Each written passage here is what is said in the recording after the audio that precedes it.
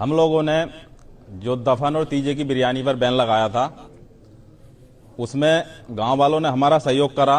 अब जो है 1-2 पतीला बनता है गांव में हमारे बिरयानी का। अब बिरयानी तो बंद हुई, मगर अब नई रस्म निकल के आई है एक। जब तीजे की फातिया होती है, 10वें की फातिया होती है, 20वें की या 40वें की, तो उसमें ऐसे होता है जैसे वलीमा हो रहा हो। तो इस चीज पर कंट्रोल करें, अपने मेहमानों को खिलाएं, गांव के आदमी को कोई नहीं खिलाए। यह हमारी कमेटी का ऐलान है। अगर कोई गांव के आदमी को खिलाता है, जो गांव में किसी की दावत करेगा, उसे 5,000 रुपए का जुर्माना लगेगा, चाहे कोई भी हो, मैं हूं और कोई भी हो। देखो, कुछ लोग ये कहते हैं कि हमारे बड़े बूढ़े इतनी दौलत छोड़ के जा रहे हैं, मगर अस्सलामु अलैकुम रहमतुल्लाहि ताला व बरकातुहू। नाज़रीन, बहुत अच्छी तरीके से आपने वीडियो को देख लिया। इस वीडियो में ये अच्छी तरीके से आप देख रहे हैं कि एक नौजवान है और वो नौजवान किस तरीके से उसने एक कमेटी बनाई और उस कमेटी की तरफ से क्या अनाउंस हो रहा है, इसको आपने बहुत ही अच्छी तरीके से देखा भी है और सुना भी है। मैं फिर से एक मरतबा आपके सामने दोहरा दूँ। वो नौजवान कह रहा है कि चलिए, हमारे यहाँ एक रस्म थी जो अब वो रस्म ख़त्म हो गई है। यानी जिस दिन आदमी मरता था तो उसके घर वाले 3-3, 4-4 भगोने बनाते थे, महल्ले वाले, रिश्तेदार, ये सब बैठ करके खाते थे। लेकिन अभी भी एक रस्म रह गई है जिसको लोग करते हैं और इस तरीके से करते हैं जैसे कि वलीमे का खाना हो। यानी तीजे की फातिहा में, 10वें की, 20वें की, 40वें की फातिहा में। लेकिन उसने अपनी कमेटी की जानिब से जो अनाउंस करा है, ये बहुत बड़ा अनाउंस है। मैं एक मरतबा नहीं, हज़ारों मरतबा ऐसे शख्स को सलाम करने की सआदतें हासिल करूँगा कि अल्लाह तबारक ताला उसके ऊपर बेशुमार रहमतें नाजिल करे, कि जिसने इतना बड़ा हौसला दिखाया और हौसला दिखाने के बाद में साफ लफ्ज़ों में कहा कि आपके अपने जो ख़ास मेहमान हैं सिर्फ उतना ही बनाएं। यानी कहने का उसका मकसद ये है कि 5 किलो, 10 किलो या एक बिरयानी की डेग बना लें, लेकिन पूरी बस्ती में कतई तौर पर कोई गुंजाइश नहीं है कि आप किसी के घर में भी दावत दें। फातिहा के लिए खबर करें, लोग फातिहा में आएं, आने के बाद में अपने अपने घर चले जाएं। इस तरीके का ये जो लंबा सा मामला होता है कि 8-8, 10-10 भगोने बिरयानी बन रही है, या जो है हजारों लोगों का नानगोश हो रहा है, इससे बचें। सिर्फ जो है आप अपने मेहमानों के लिए एक डेग का इंतज़ाम करें और उसके बाद किसी भी बस्ती वाले को, महल्ले वाले को, किसी भी आदमी को अगर खाता हुआ पाया गया 40वें का, 10वें का, 20वें का, तीजे का खाना, तो उसके ऊपर 5,000 रुपये जुर्माना लगेगा। चलिए, ये बड़ी खुशी की बात है उन लोगों के लिए भी, खास तौर पर जो लोग बहुत गरीब हैं और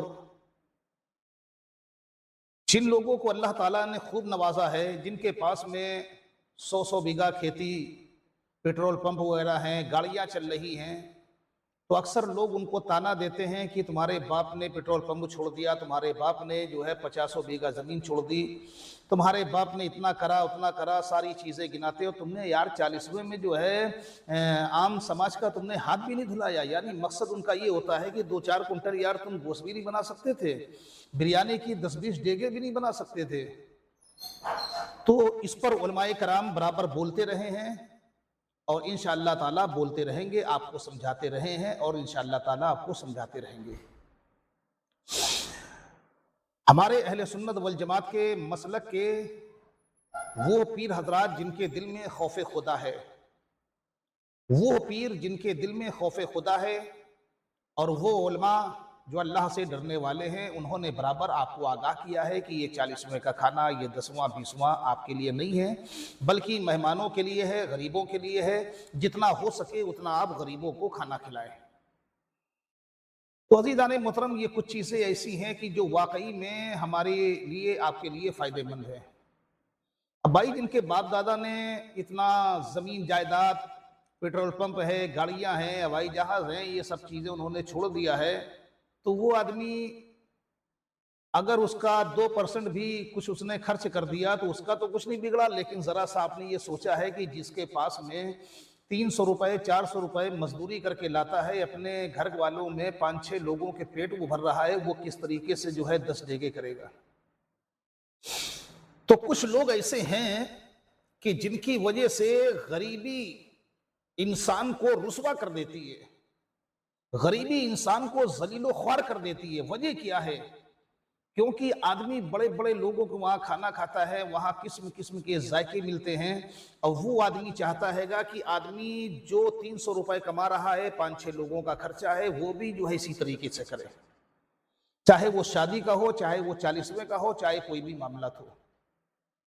لیکن ذرا سا آپ سوچو کہ غریب نے اگر 2 ڈیگے بنوا دی تو اسی 2 ڈیگ بنوانے میں جو پیسہ خرچ ہوا ہے، اتنے میں وہ اپنی بیٹی کے لیے کچھ ہلکا پھلکا سامان لے کر کے تیار کر لیتا ہے۔ اور اگر کسی مالدار آدمی نے تقریباً 20 ڈیگے 50 ڈیگے بنوا دی ہیں تو اس کا کیا بگڑ گیا؟ کچھ نہیں بگڑا، لیکن غریب کا بہت کچھ بگڑ جاتا ہے۔ بہرحال اس طریقے سے سماج میں لوگوں کو اٹھنا چاہیے، لوگوں کو جاگروک ہونا چاہیے، لوگوں کو بیدار ہونا چاہیے، اور اس لیے نہیں کہ غریبی امیری کا معاملہ ہے، بلکہ اس لیے کہ کسی کے وہاں میت ہوئی ہے اور جنازہ گھر پہ رکھا ہوا ہے، مہمان آ رہے ہیں، ملنے جلنے والے لوگ آ رہے ہیں، لیکن وہ آدمی مہمانوں کے پاس میں نہیں بیٹھ پا رہا ہے، کوئی مہمان اس کو تسلی نہیں دے رہا، آنے والا بس یہی کہتا ہے کیا مہمانوں کے لیے کھانے کا انتظام ہو گیا؟